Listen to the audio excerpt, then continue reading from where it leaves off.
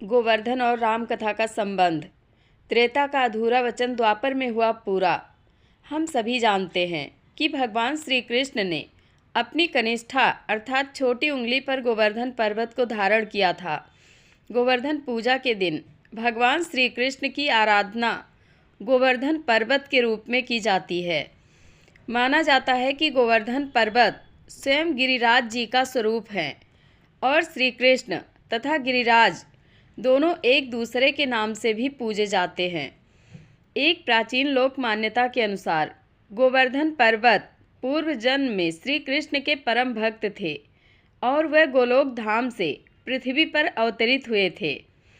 कुछ कथाओं में तो उनका संबंध राम कथा से भी बताया गया है, किंतु बहुत कम लोग जानते हैं कि श्री कृष्ण से पहले त्रेता युग में पवन पुत्र हनुमान जी ने भी गोवर्धन पर्वत को उठाया था।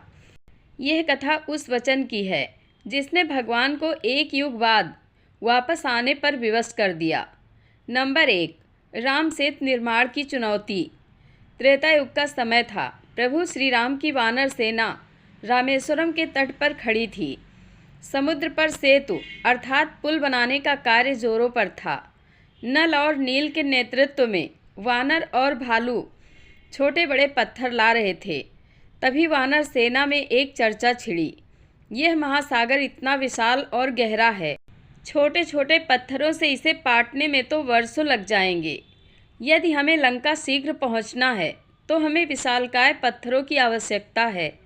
यह सुनते ही संकट मोचन हनुमान जी ने विचार किया, प्रभु का कार्य रुकना नहीं चाहिए। उन्होंने उत्तर दिशा की ओर उड़ान भरी, जहाँ विशाल पर्वतों का राजा गोवर्धन स्थित था। नंबर 2, हनुमान जी और गोवर्धन का संवाद। लोक कथाओं में उल्लेख मिलता है कि त्रेता युग की आरंभिक काल से ही गोवर्धन पर्वत भगवान के महान भक्त थे। वे हिमालय की पर्वत श्रृंखलाओं में रहकर भगवान की अनवरत तपस्या कर रहे थे और इस प्रतीक्षा में थे कि एक दिन प्रभु के कार्य में योगदान दे सकेंगे।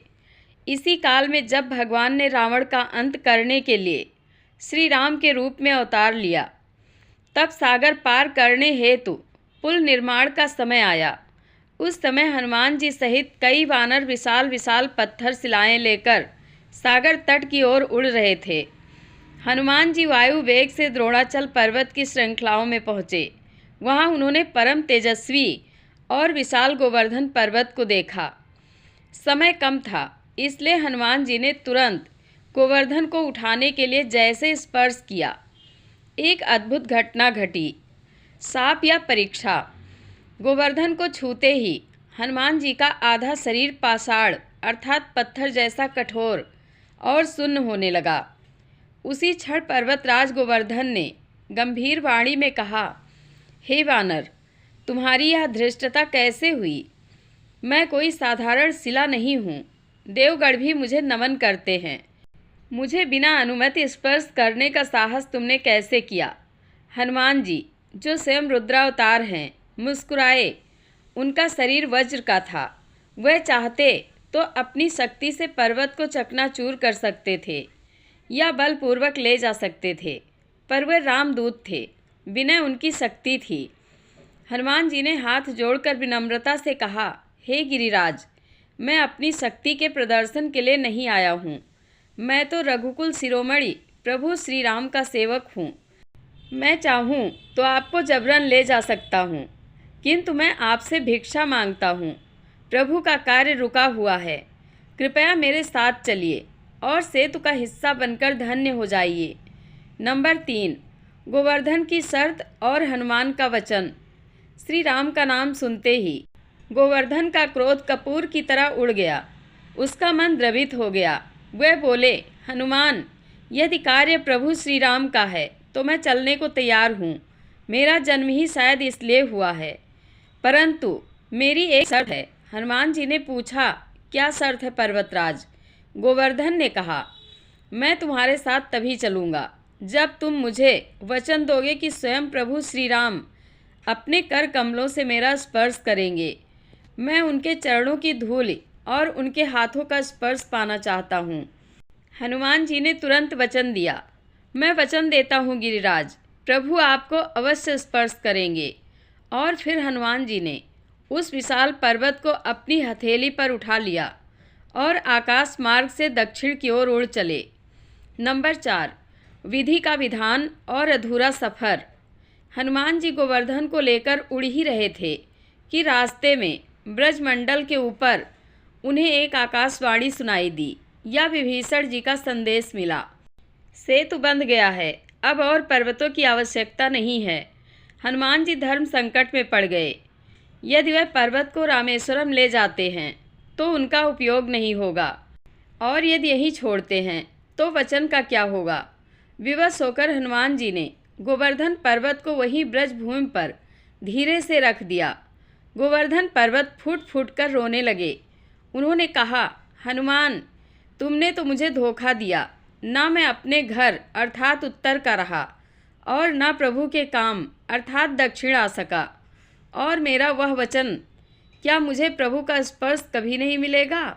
नंबर 5, प्रतीक्षा और श्री कृष्ण अवतार।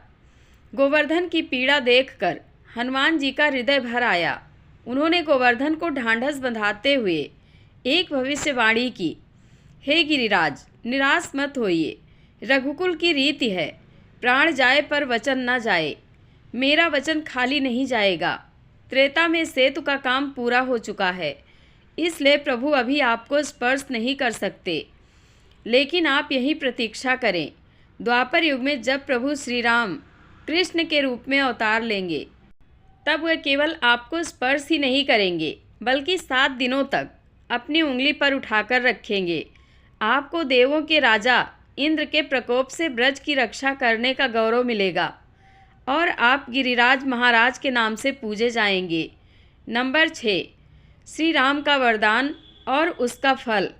जब हनुमान जी ने यह प्रसंग श्री राम को सुनाया तो प्रभु ने मन ही मन गोवर्धन पर्वत को वरदान दिया, मेरे अगले अवतार में मैं तुम्हारे ही नाम से पूजित होऊंगा। तुम मेरे बाल स्वरूप के खेल का स्थल बनोगे और मैं प्रतिदिन तुम्हारे समीप आकर लीला करूंगा। श्री राम का यह वरदान द्वापर युग में श्री कृष्ण अवतार के समय पूर्ण हुआ। तभी से गोवर्धन पर्वत गिरिराज नाम से प्रसिद्ध हुए और श्री कृष्ण की पूजा गोवर्धन स्वरूप में होने लगी।